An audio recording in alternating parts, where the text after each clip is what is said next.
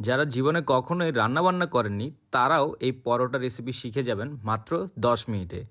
কারণ এটি এতই সোজা একটি রেসিপি। তো চলুন রেসিপিটি শুরু করা যাক। প্রথমে আমরা নিয়ে নিব সেদ্ধ আলু।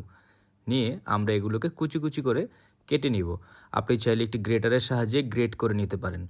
আপনারা কে কোথা থেকে আমার এই ভিডিওটি দেখছেন অবশ্যই কমেন্ট করে জানাবেন, আমি আপনাদের সবার কমেন্টের উত্তর দিব। তো গ্রেট করা হয়ে গেলে আমি এই আলুগুলোকে একটু সাইডে রেখে দিব।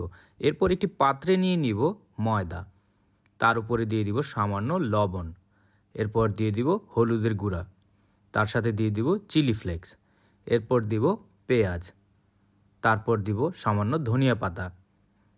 এরপর এর ভিতরে আমি দিয়ে দিব একটু সরিষার তেল। সরিষার তেল আপনারা পরিমাণ মতো দিয়ে দিবেন। তারপর এই সবগুলো উপকরণকে একসাথে আমি ভালোভাবে মিক্স করে নিব। মিক্স করার সময় অবশ্যই খেয়াল রাখবেন যাতে কোথাও দানা পেকে না থাকে। তো এর ভিতরে আমি কুচি করে কাটা সেদ্ধ আলুগুলো দিয়ে দিব। এরপর এগুলোকে আমি একসাথে ভালোভাবে মিক্স করে নিব। মিক্স করার সময় অবশ্যই খেয়াল রাখবেন যাতে আলু ভালোভাবে ময়দার সাথে মিশে যায়। এরপর আমি এর ভিতরে দিয়ে দিব পানি। পানি আমরা একসাথে পুরো পানি দিয়ে দিব না, আস্তে আস্তে করে পানি এর সাথে মেলাতে থাকবো। তো মিশ্রণটি মিক্স করার সময় আপনাদের খেয়াল রাখতে হবে আমরা একটি পাতলা মিশ্রণ তৈরি করব।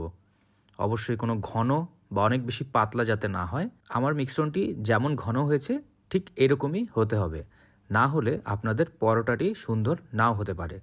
চিন্তার কিছু নেই, যদি আপনার মিশ্রণটি পাতলা হয়ে যায় তাহলে আপনি এর ভিতরে একটু ময়দা দিয়ে মিশ্রণটিকে ঘন করে নিতে পারেন, আর ঘন হয়ে গেলে পানি দিয়ে মিশ্রণটিকে পাতলা করে নিতে পারেন।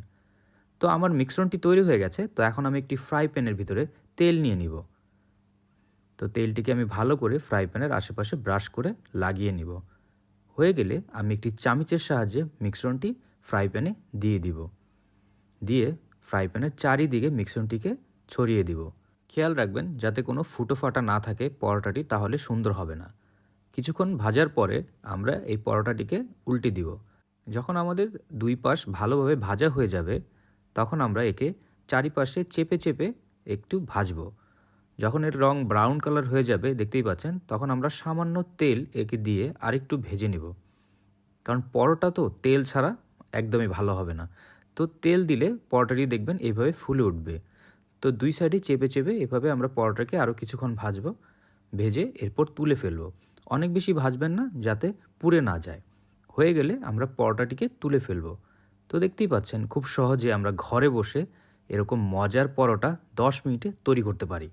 এরকম মজার মজার রেসিপি পেতে টোস্টেড বাংলা পেজকে ফলো করবেন।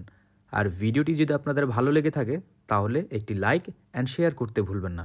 এরকম মজাদার খাবার ঘরেই তৈরি করে খাবেন। সবাই ভালো থাকবেন, সুস্থ থাকবেন। আর এরকম পরোটা বানিয়ে খেতে বাসায় অবশ্যই ভুলবেন না।